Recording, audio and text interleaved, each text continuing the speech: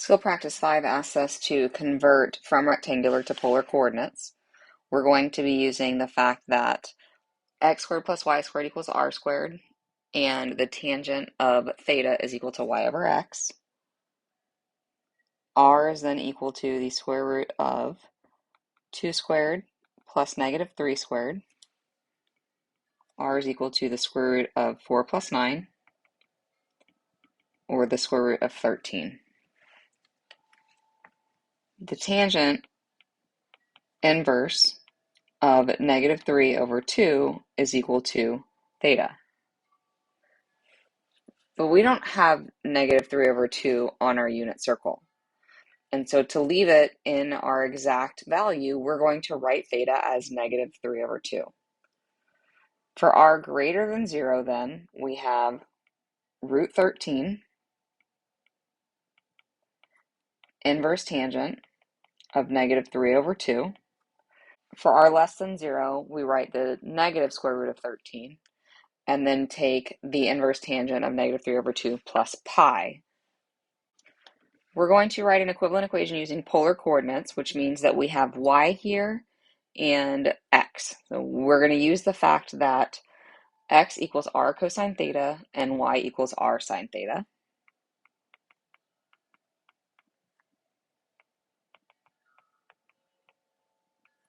And remember, we're going to be solving for r. This means that we have negative 3 equals r sine theta. Dividing both sides by sine theta, we have r equals negative 3 over sine theta, and then using the reciprocal identity, that is the same thing as r equals negative 3 cosecant theta.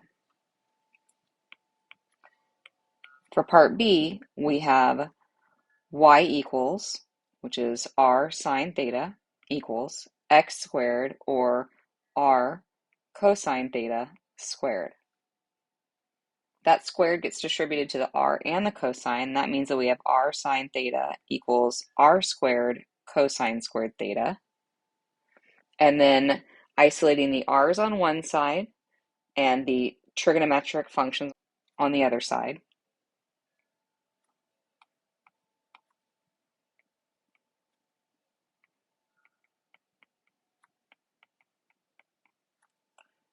we have sine theta over cosine squared theta equals r. And that's the same thing as the sine theta over cosine theta times 1 over cosine theta. And using the quotient identity, that is the tangent of theta, and using the reciprocal identity, that is the secant of theta. And so r equals tangent theta secant theta. Finally, we're going to be writing polar equations in rectangular equation coordinates. We know that r is equal to the square root of x squared plus y squared, and we know that the tangent of theta is equal to y over x, and we can use that to help us solve these equations in rectangular coordinates. So if we're given r equals negative 3, we can square both sides of this equation to get r squared equals negative 3 squared, or r squared equals 9. Remember that r squared is the same thing as x squared plus y squared, so we can replace r squared with x squared plus y squared. That equals 9, and that's the equation of a circle. Part B, we have theta equals negative pi over 4. We know that the tangent of theta is equal to y over x. So if I calculate the tangent of theta and set that equal to y over x, that's going to help us solve. The tangent of negative pi over 4 is then going to be equal to y over x. And using the unit circle, the tangent of negative pi over 4 is equal to negative 1. That means that negative 1 equals y over x. And let's solve for y in this instance to get that y equals negative x. And that's just a linear equation with a slope of negative 1 and a y-intercept of 0. Part C, we have r equals 6 secant theta. Well, I don't really have anything in terms of secant in my bank that I can use. I know that x equals r cosine theta, y equals r sine theta, x squared plus y squared equals r squared, and I know that the tangent of theta equals y over x. So I want to use one of those to help me. So let's turn secant into 1 over cosine. Let's use that reciprocal.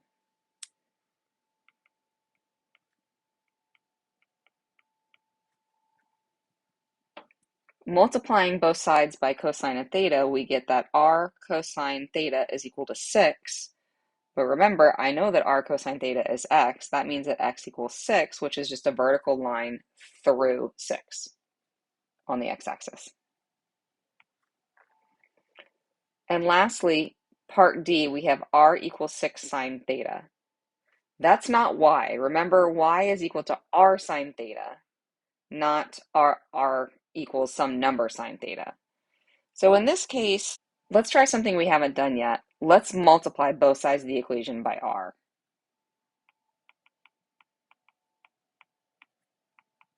That gives us r squared equals 6r sine theta. Well, remember that r sine theta is y, so r squared equals 6y. And we know that r squared is x squared plus y squared. So let's substitute x squared plus y squared in for r squared. And then let's subtract 6y from both sides so that we make this equal to 0.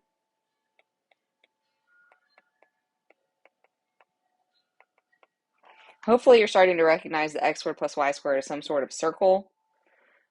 But the x doesn't have a component with it, but the y, I can complete that square using the fact that y squared minus 6y plus 9 can be written as y minus 3 squared.